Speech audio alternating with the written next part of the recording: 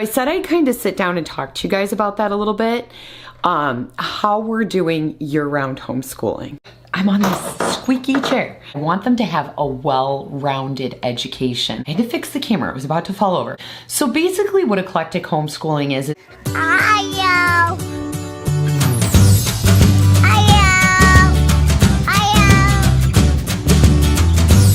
Alright guys, so I am in the schoolroom for the first time this week because our kids are on their week break, and then on Monday it starts their 6-week cycle again. So I said I'd kind of sit down and talk to you guys about that a little bit, how we're doing year-round homeschooling. All right, so I just set you guys down. This chair is so squeaky. This isn't my normal desk chair. The kids moved mine out into the living room so they could play Fortnite. And so I'm on this squeaky chair. But anyway, I told you guys I'd kind of let you know how our year-round homeschooling's been going or what we're doing with it, stuff like that. So basically what the kids do is they do a 4-day-a-week schedule. So they can go any 4 days in the week. It doesn't really matter as long as they're getting in 4 days a week. And then they go year-round. So the way that they get a break is basically they do 6 weeks on school and then 1 week off. 6 weeks on, 1 week off. And we just do that the entire year round. And we found for our family that really works the best. It gives us a lot more flexibility in the schedule, doing a 4-day school week, and also doing that week off. So let's say that for some reason we needed to take a week off before our 6 weeks were up, then we just have a little bit lengthier running weeks. We could still take it a little sooner. So it gives us a little bit more flexibility because there are a lot of times that we need to be able to go and do something or just have a lighter week. And we now have that flexibility to do that and not just in the summertime. So it's really, really nice. And especially like this, with this last month where it was really cold, there wasn't a whole lot of outdoor activities we could do. We were doing all of our schooling, and now we took this week break when the weather's a little bit nicer. We're gonna take the kids to the amusement park, it looks like, on Friday because the weather's supposed to be nice. So we really like the flexibility of year-round scheduling. The other thing that we like about it is they're not losing during that 3-month break. They're not getting that slump where they're having to relearn that stuff. The reason that I am in the schoolroom tonight is because I actually just started doing something new for the kids, and I kind of want to research it before we start back into school next week. Normally everything that I do for the kids is free. Every type of homeschooling that I've done with them, all of their curriculum is free, but I actually found a curriculum that does have a monthly cost, but it's very cheap for our family size. So it's costing me $9.95 a month, and that's all kinds of classes, including guitar lessons, violin lessons. The kids are playing Snapchat in the background, so they like playing with the filters on my phone. If you can hear them in the background, that would be why. But anyway, it's $9.95 a month. I was able to use a discount code, and it just stays $9.95 a month for as many classes as I want for our entire family. So I'm pretty excited to try it out, and it's not a contracted thing. So if I decide that it doesn't work out for us, I pay for so I paid the $9.95 this month, and that covers a 30-day period. And then if I like it and I continue, then next month I'll pay another $9.95. So I really like the options with it, the flexibility. It does have a lot of Christian-based themes in it. So if you're wanting to do any sort of religion class, you can do that with your kids. And I've actually been looking for a way to, because I have my children study all different religions in our schooling so that they can really get a wide variety of tastes and they see all the different religions and people that are out there. So, but I also wanted them to have some sort of actual Bible study so that they could learn all those stories from the Bible too, so that they also learn about Christian studies. And not because I'm gearing for an overly like religious type of homeschooling for my kids, because I don't do that. I want them to have a well-rounded education.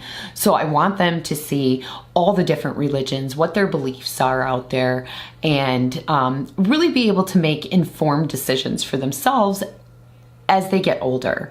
So, and just have a really well-rounded background. But what I liked about this is that there was no commitment to it. So that's actually what I'm in here doing right now, is researching the different classes that are available. They have all different certifications. They break the classes down in lesson plans by weeks. There's answer keys, and there's what looks to be, to me, a really great reading program in there to give Ireland additional reading help. So I'm pretty excited about that. There's a really strong phonics program in there, and like a large word decoding program, which is something that I've been working with her on, but this is a little bit more structured. So I'm pretty excited about it, and I will let you guys know the more I do it, what program it is that I'm working with, and just put it out there in case it's something that, because I know we've had a lot of homeschooling questions, like how we do our homeschooling, and our homeschooling very much is an eclectic homeschooling program. I had to fix the camera, it was about to fall over. So, I told you I talked to you a little bit about what an eclectic homeschooling program is. So basically what eclectic homeschooling is we don't follow any particular curriculum. So you can buy like pre-designed curriculums, you can go on, a lot of times there are online schools that you can do. Some places even have free public online schooling, which our kids actually did when they first started homeschooling. And it's not, at least in our state, it's not called homeschooling. It's called a virtual academy. When they go, they're basically in public school, but they do it at home. So it's a virtual academy. So our kids did do that. It just did not work out for our family size, and it didn't work out for the flexibility that we needed and some of the things that I wanted to teach my children. And be able to take the time, maybe get a little more in depth into a subject that they were really into, that sort of thing. It was a little bit more for us like a structured public school system, and that's not what I want to do with them.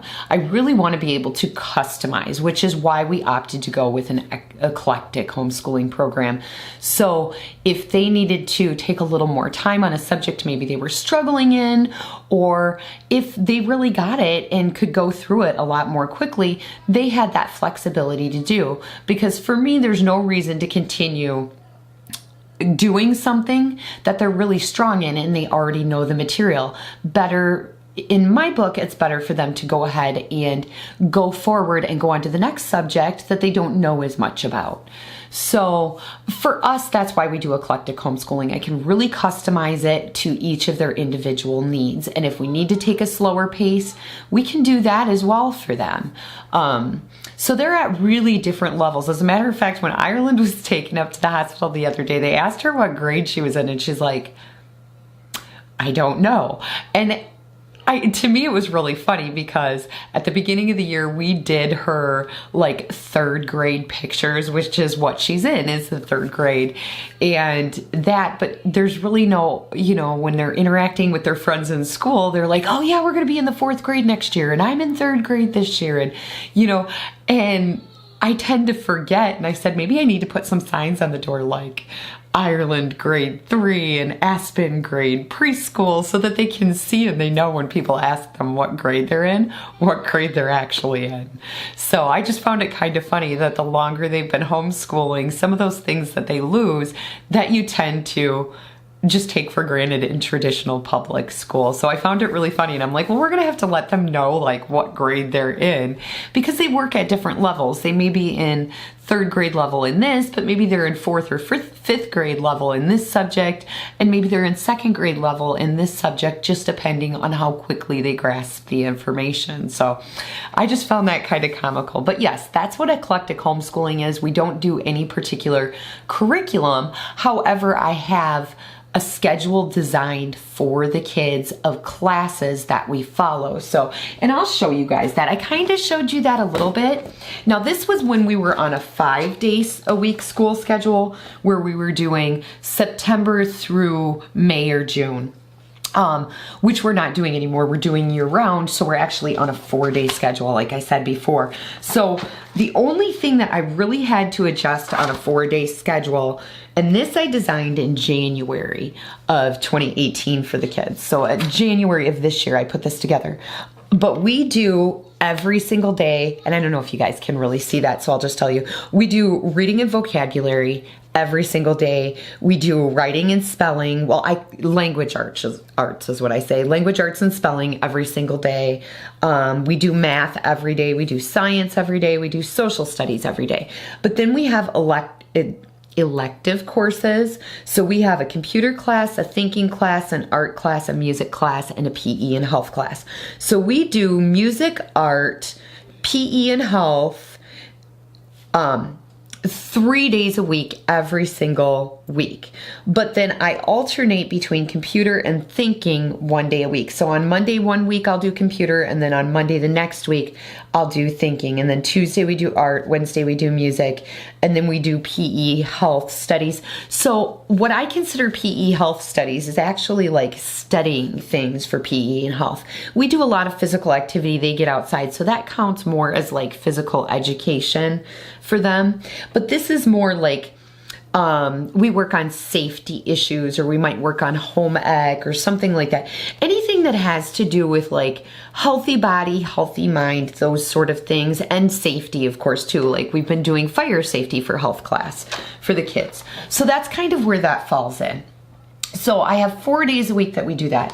We also want to add in stuff like music lessons for any kids that are interested. And so this program that I've been looking at is actually designed to teach them foreign languages in early elementary. And it's stuff like Biblical Greek, Latin, there's Latvian, American Sign Language, Spanish, and I think French that it offers. So it doesn't have quite the same amount of foreign languages available as my high schoolers would want to take, but for the younger kids in their earlier education, it gives them an introduction to those things. So I think that's kind of cool. Gives them the option to go ahead and take some foreign language classes that I've kind of pushed to the side. This'll put that available to them. So I may just put that in there and figure out how we can alternate it, or maybe add it on for them a couple days a week so that they can do that. And then alternate a couple days a week where we would take some music lessons on top of a traditional music class where we're learning like music history and we're studying different songs, or putting together like a singing program or teaching vocals and stuff like that. So I really like this about it. It also offers for high schoolers like photography electives, SAT prep, ACT prep, stuff like that. So, and it gives you a subscription to World Book, which is really cool. Like all these different digital things through World Book are available through it. So I'm pretty excited about it. I'll let you guys know how this works out for me and how it fits into our schedule. But like I was saying, eclectic homeschooling is really not following any traditional like bought curriculum. You kind of customize it and mix and match it for your kids, but it still has structure to it. So one of the things that we do is, for our history class, I like to go back and forth with history. So the kids are following a timeline. They're starting at ancient history and working their way up to modern day history. But sometimes they tend to get a little bit burnt out doing those, the standard history lessons, although we try to make it really fun. So what we did is we studied recently the ancient Maya civilization, and we really went in depth with that. And I've told you guys before, I use the Easy Peasy program for a lot of that stuff. But now with this program, it also offers some additional things like ways to teach preschoolers about some history and some science, and it's done in a little more fun way. So I'm kind of excited to add that type of stuff in for Aspen, so we can mix it up between letters and science and history and give him a little bit more of a rounded preschool education, I guess, where he can learn some other things. That way he's not tending to get bored, because sometimes he does, and I try to mix it up a little bit for him, but this gives me a few more options. But one of the things I do for the kids is, when we finished our ancient Maya civilization, I did a living history book with them, which we're working on right now. So we take a person or a place or something in history, and we study it a little bit more in depth, which is why we've been studying Martin Luther King Jr. So we'll read his story and learn about him, and then when they come into civil rights, and this does teach them a little bit about civil rights, but when they start studying that, they're going to know about some key figures in civil rights and have really studied a little more in depth about them. So that's what I do for the kids, and that's part of an eclectic homeschooling program, is you can switch back and forth. So we're studying a little ancient, and then we mix it up with some interesting people in history. Before that, we did Buddy the First Seeing Eye Dog, and so they learned about the history of seeing eye dogs in the United States and how the first seeing eye school ended up here. And so we'll mix and match a little bit. That's what an eclectic homeschooling program is, where we kind of mix and match. So it's not really unschooling, but it's a way to keep them entertained and a way to keep them really enjoying what they're learning at the same time. And I also do that with our math. So we take and we'll do our math lessons. Now this I alternate. I don't stick in like a particular book. I alternate each day. So one day we might do a major math lesson in the level that they're in. The next day we might do something like this book, this spending money book. And this talks about different things in spending money, from credit cards to checks to good ways to save money, what the differences in costs are. Should you buy name brand? Can you buy off brand? What's the reason people do tend to buy this way or this way, and what's the best? How to use your reasoning skills to decide which one's the best. Do we buy according to brand, or is it because this one actually is of better quality and so we buy that way? And so that's kind of what I do with our eclectic homeschooling program, is if I can mix it up a little bit, I will. So every other day until we finish this learning about money series, one day we'll do like the major math lesson, and then the next day we'll study in this a little bit and we'll talk about money and what we learned in that lesson for the day and use real life examples for the kids so that they understand it. And this was a 3-book series that we worked out of. So we're on the last one of this. I don't know when I'll find another series of books for them for math to work out of, but like our language arts program, I've shown you guys that one that we've been using called Words Are Categorical, and the kids have really gotten a good understanding of verbs and nouns and adverbs by using these rhyming books, and they're able to pick them out of a sentence. And for a 3rd and 4th grader, to me, that's really amazing for them to be able to do that, because I know at that age, that was really hard for me to do. And so I think it's a really cool tool. So that's kind of how eclectic homeschooling works, is a little bit, you put together a curriculum, not so much a curriculum, but you put together a plotted out way the day goes. So today we work on reading and math and science and history.